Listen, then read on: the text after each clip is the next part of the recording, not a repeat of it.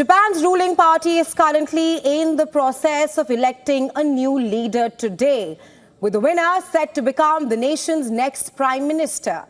Lawmakers and party members will choose between former defense minister Shigeru Ishiba and hawkish Sanae Takaichi, who is a rare prominent woman in Japanese politics.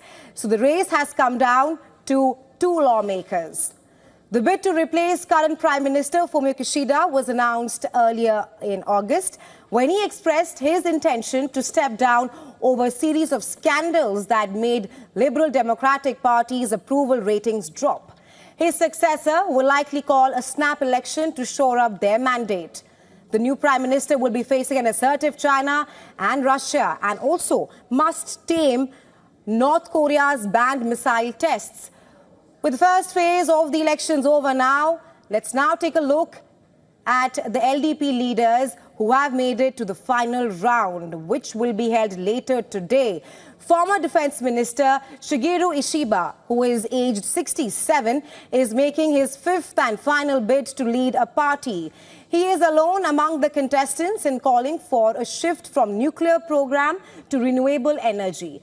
He has also proposed establishing a disaster management agency to build shelters and also wants to improve conditions for military personnel in a bid to ensure that aging Japan has enough troops for its defenses.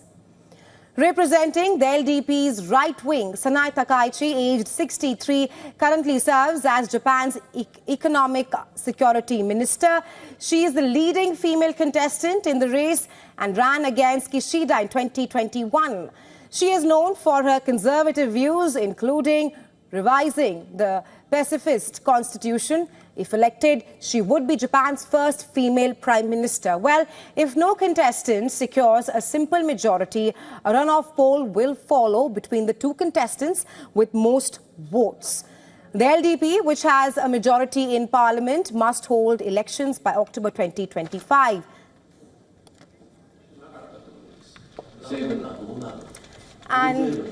And well, to get you more on this, we're now being joined by Professor James D.J. Brown from Tokyo.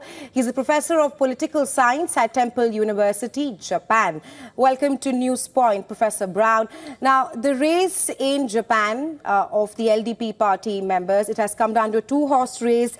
The race is between a former defense minister, Shigeru Ishiba, and a rare prominent woman in Japanese politics, Sanae Takaichi. They both perhaps have very polarizing views on Japan and how to take the country forward. According to you, who exactly will become the country's next prime minister? Well, we can now say that it's looking increasingly likely that Japan will welcome its first female prime minister. And the reason for this is because now that we're down to these two candidates, the electorate changes. And we now have that the majority of the votes will be from Diet members of the LDP. And within that constituency, it's expected that Takaichi has much stronger support. So it looks like, we can't say for certain, but it looks like she's going to be the winner. Right, Professor Brown, now Kishida was the 10th longest-serving prime minister in Japan in the post-war era, and there are now concerns being raised that perhaps Japan's political stability has somehow reduced now, and Japan is perhaps moving towards a revolving door politics. Your viewpoint on that? Well, that's certainly something that we had in the past. In the 2000s, it seemed to be that almost every year there was a new Japanese prime minister. There was then this very long period of stability under Prime Minister Abe, then a short-term Prime Minister in Prime Minister Suga, Kishida for a little bit longer. So really, I think it's hard to say at the moment. It could go either way. If the new winner, if that is Sanae Takaichi, if she only serves for 1 year, indeed it does look like we're back to that revolving door prime ministerial arrangement. If, however, she can remain in power for 3 years, then I think that would look like a more stable arrangement. Last question to you, Professor Brown. Now, what are some of the challenges lined up for the next Japanese Prime Minister? Shed some light on the domestic issues and that also of Japan in the global arena. Okay, so let's focus on the most important, which is the economy and Japan's security. Now, economically, Japan is seen as pretty flat. It's not a disastrous situation, far from it, but nor is there a sense of vibrancy. And so the winner, if indeed that is Takaichi, she's really emphasized to try and continue with the policies of Prime Minister Abe when he was in power, to really try and reinflate the economy, to try and inject some vigor, some innovation into it. When it comes to national security, it's very much the perceived threat from China principally, but also from North Korea and also from Russia.